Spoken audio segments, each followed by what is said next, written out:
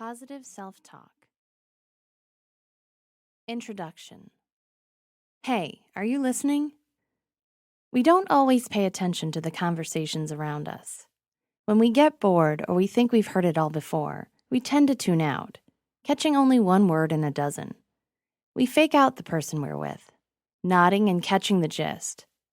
Sometimes we even get away with it. While this might be okay when the conversation isn't important, there comes a time when you know you ought to be listening.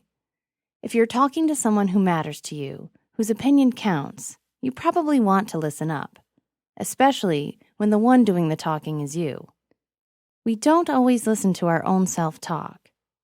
We tend to tune ourselves out, figuring it's all the same old, same old. After a while, we might not be hearing it anymore. This becomes a real problem when the self-talk turns negative. Negative self-talk is what holds us back. It keeps us from accomplishing the things we could and can affect our health if it goes on long enough. On the other hand, positive self-talk is what gets us where we want to go. It boosts us when we need a jolt to set us into motion. It inspires and enables us to get to where we want to go.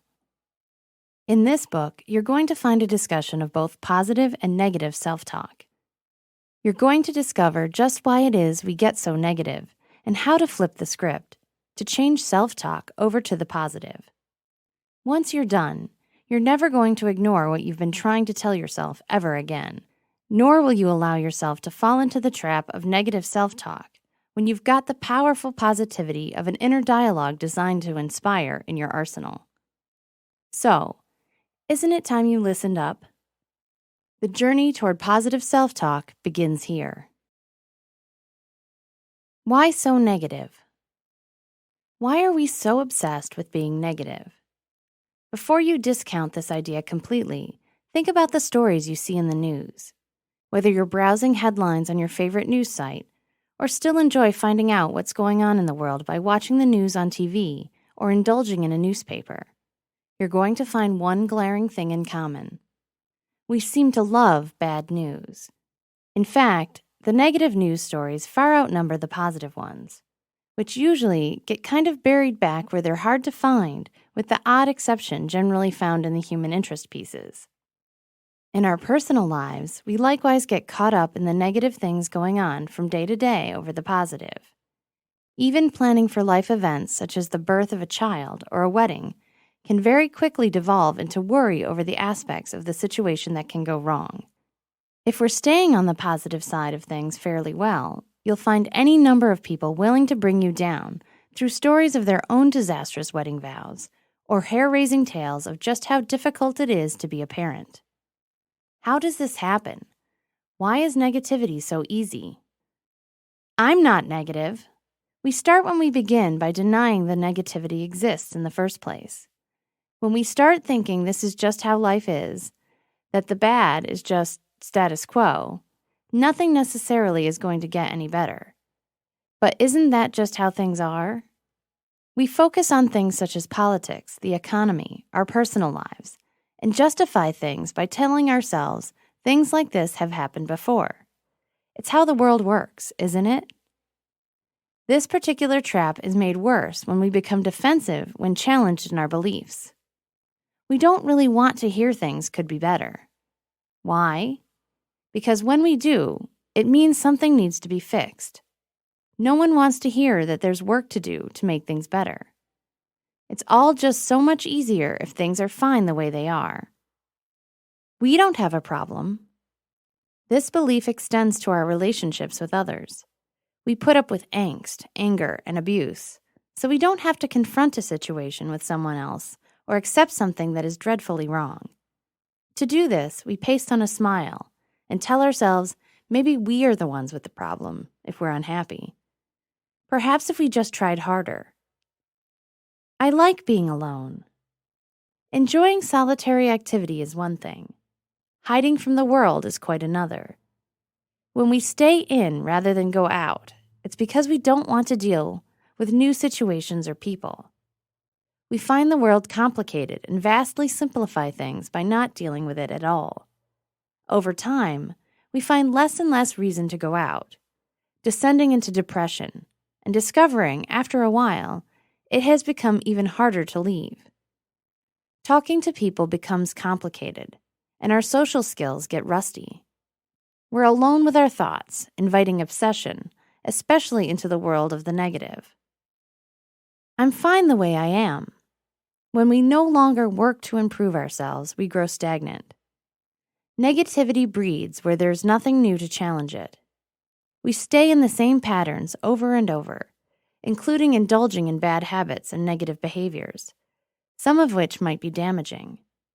It becomes easier to escape into the world of drugs and alcohol than it is to change your life situation.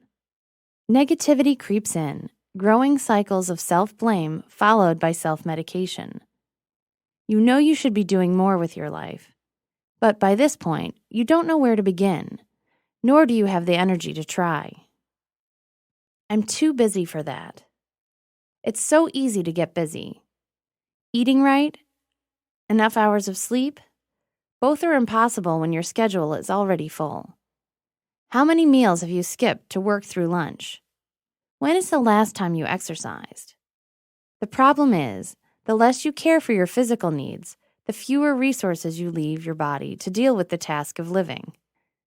You lose focus and energy alike. You feel weak and lethargic and start dragging. The mood drops, in part because of low blood sugar, but also from poor diet and lack of exercise. The brain requires nutrition and stimulation, but you're not giving it either. Thoughts go downhill. I don't need anyone. Asking for help has become something of a thing to be ashamed of in some circles. We're raised to be self-sufficient, to manage things on our own. The problem is, not everything can be done without help, nor can every problem be solved by one person. We work best in teams where we can brainstorm solutions. Trying to manage without help leads to frustration. Frustration culminates in resentment and anger. We don't ask for help, but then we get mad when no one is offering. Life becomes impossible and negative moods rise. What's wrong with my friends? If your mood isn't good when you're with them, plenty. Some friends live to drag you down. They want to be the center of your universe and don't like competition. People like this will refuse to listen to your problems and are always more than willing to show you how much worse they have it. Around this kind of narcissist, you feel invisible or unheard. Or worse, you have friends who like to find the flaw in your plans. They tell you all the ways you're doing something wrong, usually under the guise of friendly advice. In truth, their job is to destroy dreams and keep you right where you are. The last thing they want is for you to succeed, because it would prove they could have succeeded, had they tried. So as long as you fail, they're justified in not taking the risk themselves. Is it any wonder you're feeling negative when you hang around people like that? Yikes, with so many reasons to be negative, it's no wonder positivity can be so hard. Let's move on to discover how this all impacts self-talk, including some long-term ramifications of listening to negative self-talk. How negative self-talk holds us back. Where self-talk is concerned, negativity becomes disastrous. When we start telling ourselves the bad news, we begin losing ground. We find ourselves less likely to try new things. We drop goals and all the plans we work so hard to craft. We begin to pull back, withdrawing from the world and our relationships with each other. We sink into despair. To understand how this happens, let's first look at what self-talk is. Once you have a clear understanding of how this inner dialogue works, it becomes easier to see how negative self-talk holds us back.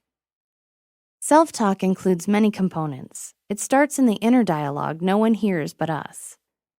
Some think of it more as a monologue, a commentary on what's going on around us and what our place is in this world.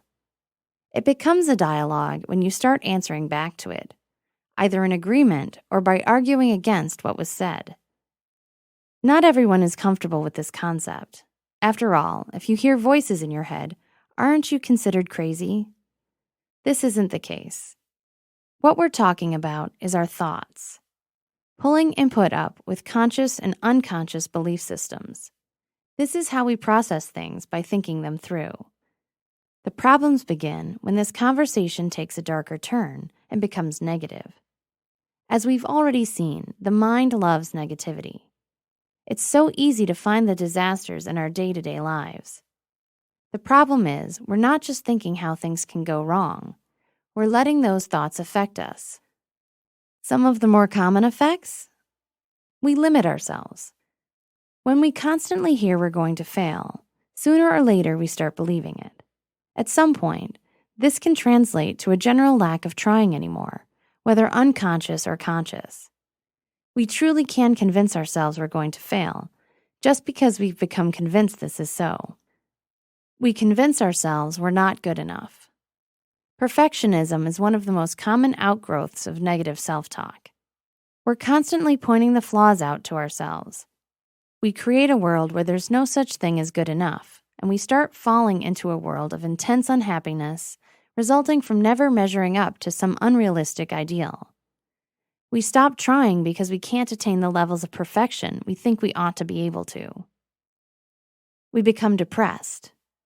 How can we live when there's so much wrong around us, and so much more wrong with us? Every piece of negative self-talk becomes another dagger, another reason to despair. Depression sets in. Nothing seems interesting anymore. Everything is just so much work. There's no longer any point in going on, much less trying. We hurt our relationships with others. The negative tirade in our head starts spilling out into the world around us. We start expressing these negative thoughts. We become more critical, harder to live with. People who love us become frustrated or angry under this constant barrage of negativity. They start closing themselves off from us, going out of the way to avoid contact with someone who has become a hurtful part of their lives. Friendships disappear, marriages end. Eventually, if left unchecked, the negative person is left alone with their thoughts. What just happened? What started as negative self-talk not only started to hold you back, but has just seemingly destroyed your life. Is it really that bad? Can negative thoughts really take hold in such a fierce way and do such damage? To answer that, we have to look at our brains and how they work when confronted with negativity. There's a whole lot of brain chemistry in the answer. Let's try to make this simple. We start with negative self-talk and add in a little stress. Put together, you're triggering a burst of adrenaline. This dumps all kinds of brain chemicals into your system, including things like dopamine, epinephrine, norepinephrine. Phew, that's a lot. These chemicals now move throughout the body, moving through the bloodstream and brain alike. They're the same chemicals released when we're in fight or flight mode, meaning a threat has been perceived. When that happens, they set the body up for quick action. Now that the body has been alerted, cortisol has been added into this particular biological stew. Cortisol is a stress hormone, and it's not good for you if it's triggered often.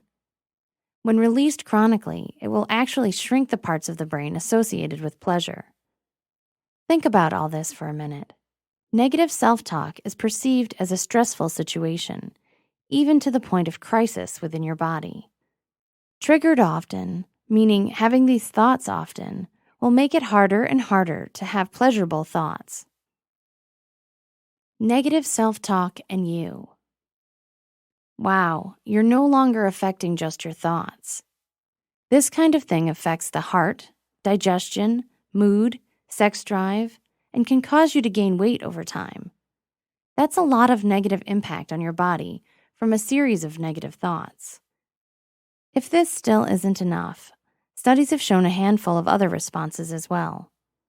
Look at these other effects on the body, all as a direct result of negative thought.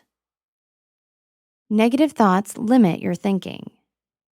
When you're in that fight or flight mode, your focus narrows down to a tiny pinpoint of need.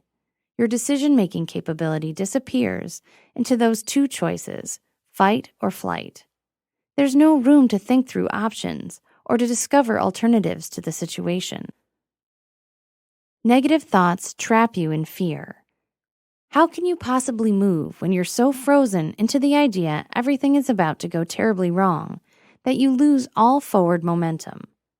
Reaching for a goal of any kind might as well be the equivalent of planning a trip to the moon without a spaceship. Negative thoughts lock you in anger.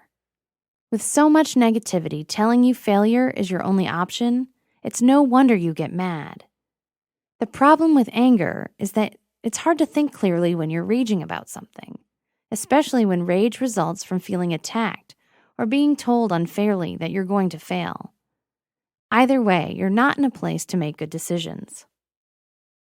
Negative thoughts cause stress. Stress is the evil catch-all for all ailments for a reason. The fact is, stress is at the heart of numerous health problems, including heart disease, diabetes, IBS, ulcers, and numerous other problems. In short, negative self-talk has the power to make you sick. If this seems unfair, then think back to where mankind started. Fight or flight used to serve a purpose. These quick reactions as a result of being able to spot the danger are what kept our ancestors alive. Unfortunately, or fortunately depending on how you look at it, times have changed, and our automatic responses aren't anywhere near so healthy for us now. That is why it's so incredibly important to make the shift over to positive self-talk. Let's look at this in more detail in the next chapter. How positive self-talk boosts us up. It only makes sense that if negative self-talk holds us back, positive self-talk can boost us up, right? The answer to this particular question is a loud and resounding yes.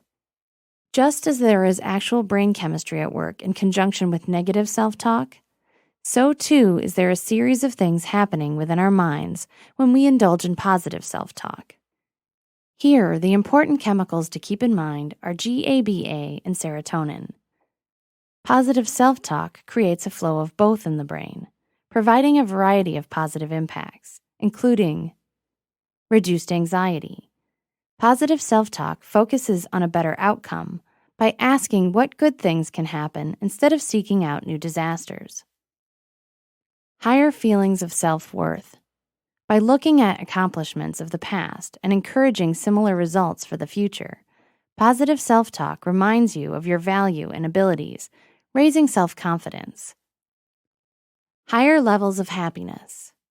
It's easy to feel contentment with where you are in life when positive self-talk is there to remind you life is good. Positive self-talk also puts an emphasis on gratitude, reminding you of what you have and how many people have supported you in your journey to get this far. Better problem-solving skills. Positive self-talk looks for solutions rather than obsessing on the problems. It also reminds you to look outside the box, to be bold and try new solutions. Able to rise to the challenge. There's less fear of failure when positive self-talk includes reminders that even disaster holds valuable lessons and how better to try again. There's an inherent optimism in positive self-talk you won't find anywhere else. Less stress. Positive self-talk calms. It reminds you problems are transitory and just a part of the journey. You're assured you have the skills you need to get through even when things are tough, and that worry and fear have no place in the process. Improved performance. When the going gets tough, it's positive self-talk urges you to keep going when you want to give up. It's what teaches you to dig deep and try again when you fail. It pushes you to be your best.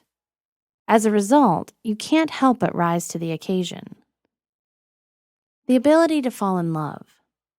Love requires optimism, daring, trust, and a whole host of confidence that can only come from positive self-talk. Positive self-talk encourages you to dare what the pessimist would not. It gives you enough hope of success to try, and then try again when necessary. It encourages intimacy and the melding of two lives into one. Studies have also shown positive self-talk acts as a protection against depression, leading even those with PTSD and other mental health challenges into healthier thought patterns and improved quality of life. While some of this particular journey might include therapy and medication, the one factor that will come back time and again is the highest success in serious challenges lies in a positive attitude and ability to see success as part of a healthy future. The effects run deeper than this, though. The physical body has also been shown to benefit from positive self-talk. Check out these perks, which are a direct result of thinking positively. Increased energy. It's not uncommon to feel like you can take on the world when you're feeling good about your life. Positive self-talk helps you lay out plans for the future and then raises excitement until your body responds with a burst of energy to get those things done. Improved immune system, less likely to get sick. Studies have shown people with a history of positive self-talk are less likely to get sick. When they do get sick, they tend to heal faster and not experience illness as severe as those who are more negative in their lives. Pain control.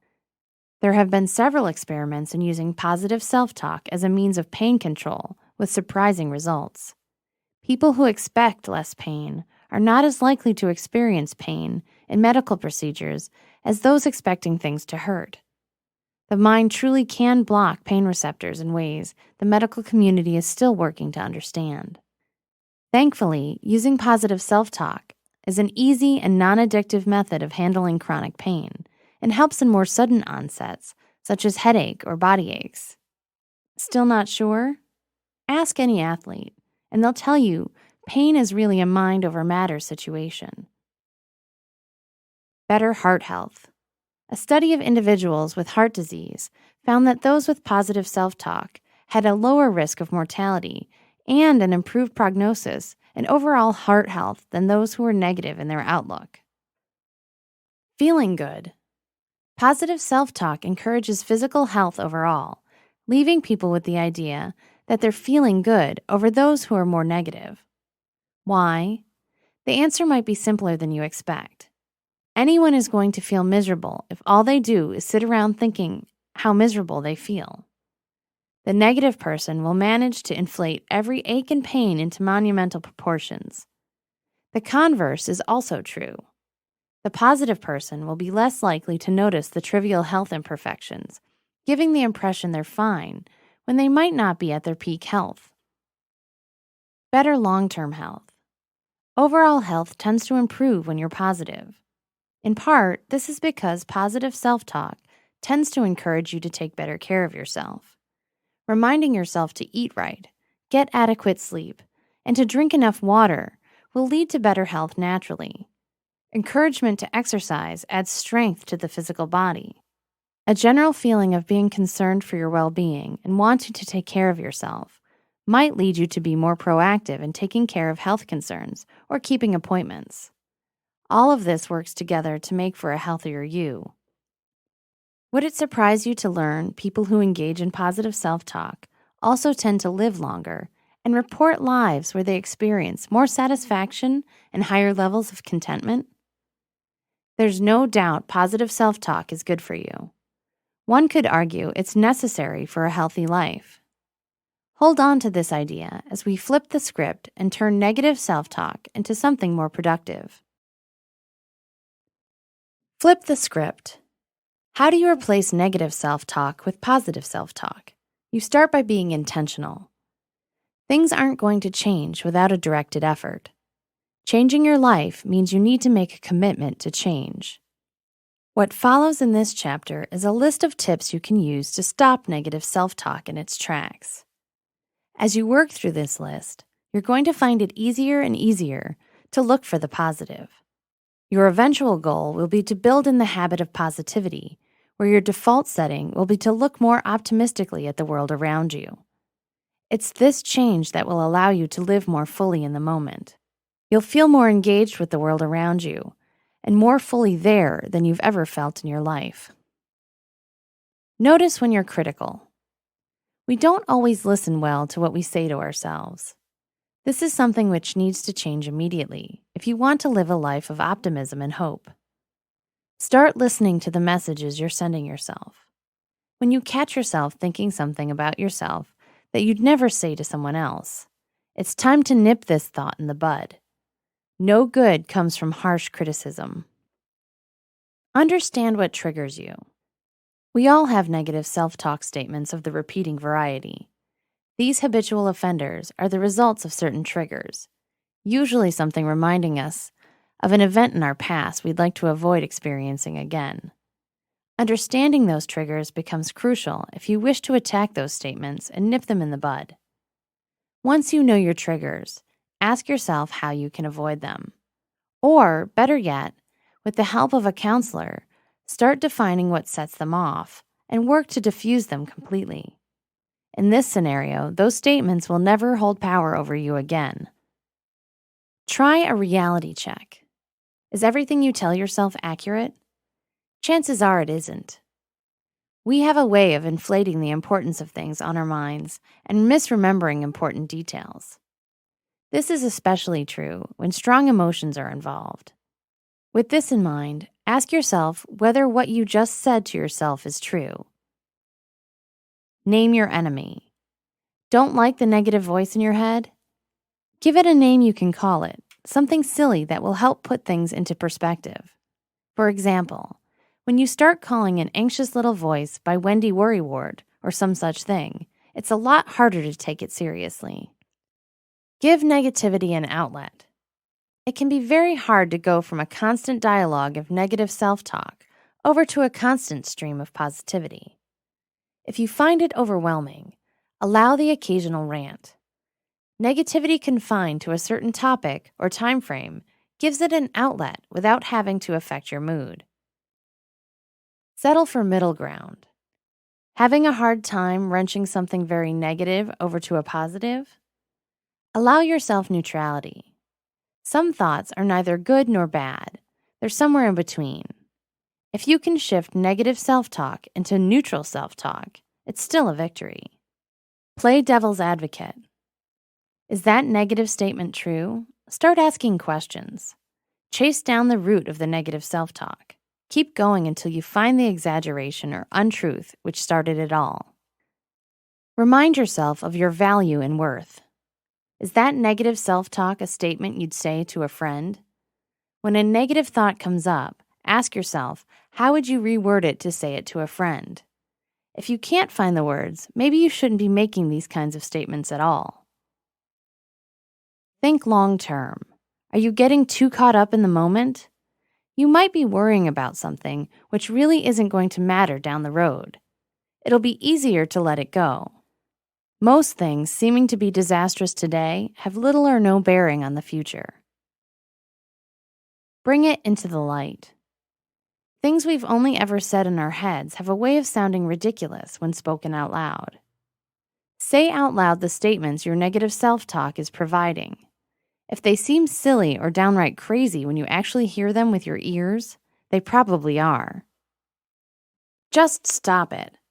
Stopping yourself mid-thought has a way of cutting off the momentum of negative self-talk, bringing it to a halt. Tell yourself to stop the second you catch the thought. Or try snapping a rubber band on your wrist in a stinging reminder you're not allowing those thoughts anymore. Reword the message. Take your negative self-talk and start switching out the negative words for positive ones. Try to be more encouraging and optimistic in your word choices. Avoid black and white thinking and words like always or never, as you might wind up replacing a negative with another form of a negative without realizing it. Question everything. If rewording the message isn't working, see if asking questions instead might work.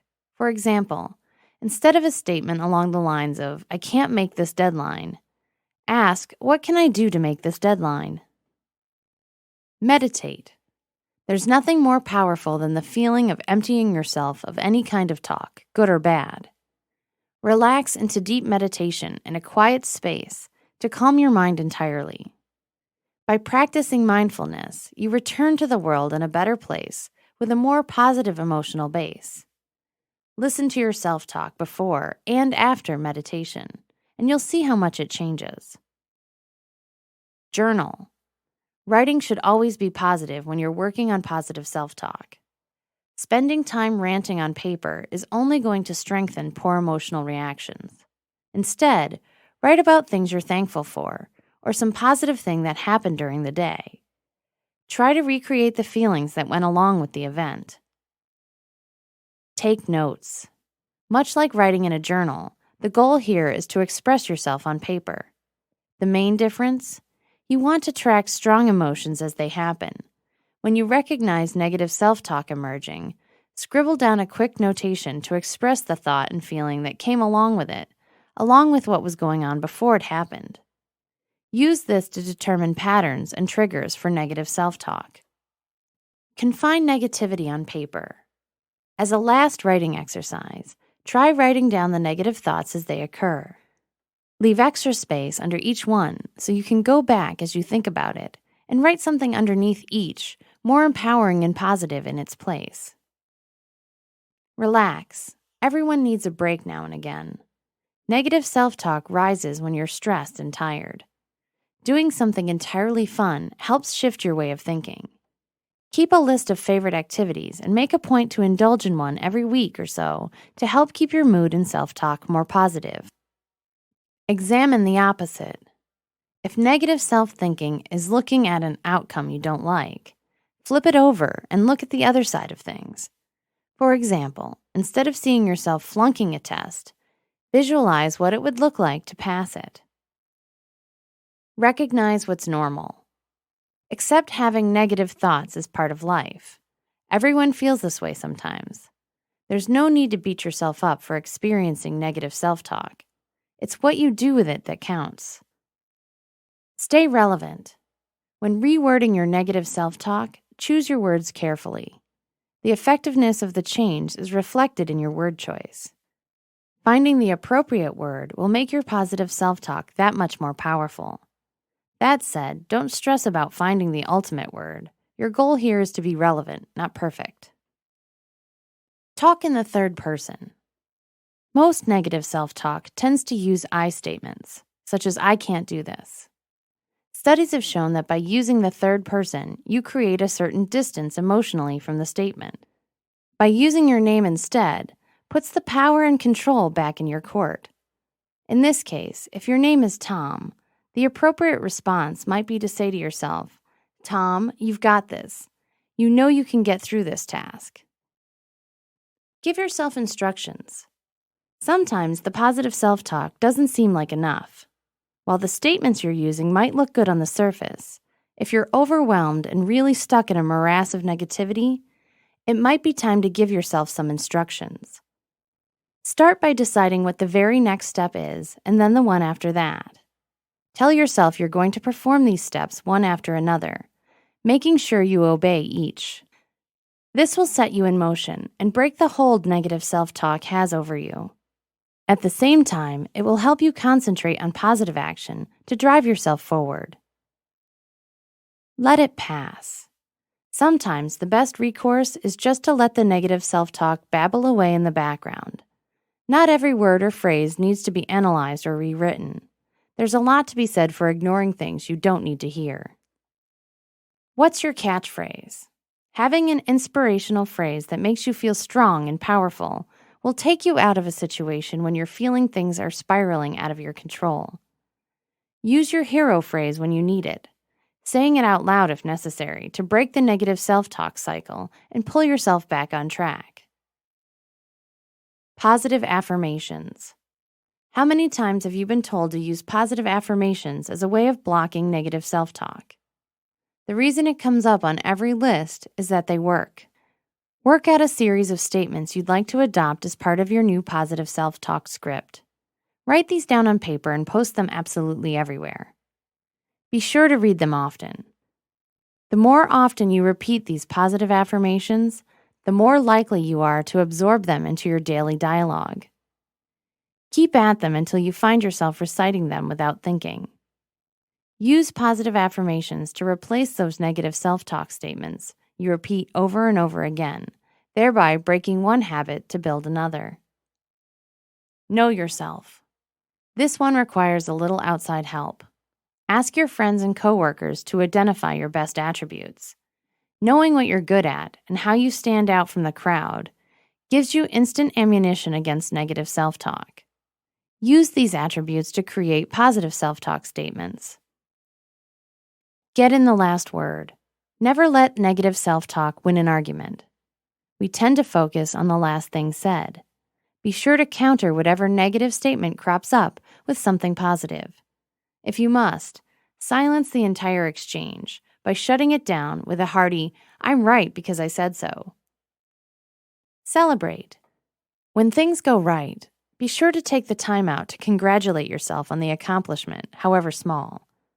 These small celebrations create a positive energy burst, giving a hearty shot of endorphins to your brain, leaving you feeling good long after the party is over. Negative self-talk doesn't stand a chance against this. Remember the past. At some point, you got it all right. Think back to a time when you succeeded. Silence negative self-talk by reminding yourself of this and other such times. Tell a story. How does this particular adventure end? When you're feeling pressured by negative self-talk to think everything is going to be a failure, instead, picture a scenario where everything works out. Create this future in lush detail, making a story of it you can tell yourself. This is your goal now. Use this story to focus on the good things you are going to accomplish. Put it off. Give yourself time to express worry, fear, and other negative emotion later. By telling yourself you can worry all you want at a set time in a designated place, you're telling yourself it's okay to experience the emotion, but you're also putting a control on how that's going to be expressed. This puts the power back in your hands where it belongs. What's the worst that could happen? Rather than trying to silence worry about the outcome of a situation, allow the negative self-thought to take it all the way to the unhappy ending. What kind of outcome are you looking at? How likely is it? Studies have shown people who predict a dire outcome typically predict something way worse than what actually happens. In your own life, you can probably think of situations where you expected something dire to occur, only to find out the worst wasn't anywhere near as bad. As you play out your own scenario, remind yourself the reality is probably somewhere in between best and worst case outcomes. Grab a distraction. Find something else to occupy your mind when the self-talk turns negative. Burying yourself in a project requiring concentration keeps you from obsessing over a less than helpful thought. Get confrontational. Are your thoughts causing you anxiety? If negative self-talk is leaving you feeling like you can't cope, it might be time to do something brave. Confronting your fears means negative self-talk can't touch you anymore. This is not an easy method to take on and might require help from a counselor or someone trained in handling fears. But it's also very empowering and will lead to a lot of positive self-talk on the other side of the process. Practice. Realize habits take a long time to form. When trying to change a behavior, it can take just as long, if not longer, to create a shift in thinking. Keep trying. When you fail, simply start again where you left off. You will need to be persistent to change from negative self-talk to positive. Hang in there and don't give up. Eventually, this process will become a new habit. When this happens, your life will never be the same. In the end, be kind to yourself. You've had a lot of practice in negative self-talk. A lot of compassion and genuine love and concern for your own well-being will go a long way, especially when you catch yourself messing up. In the end, using positive self-talk is about treating yourself with love. Keep this in mind as you move forward on your journey. Conclusion. Are you listening? Hopefully by now you are. In this book, you've explored some pretty dark places. You've seen negativity and its horrifying effects on your mind and body. You've had a glimpse of the power behind positive self-talk and have hopefully started experimenting with switching your statements. You're exploring positivity in a way you never have before and have hopefully discovered the power that lies in optimism. What an exciting crossroads you're standing at right now. As you move forward, think about how positive self-talk is about to change your life. It starts here, with you and a single thought. What do you think it will be? It'll be exciting to find out, won't it?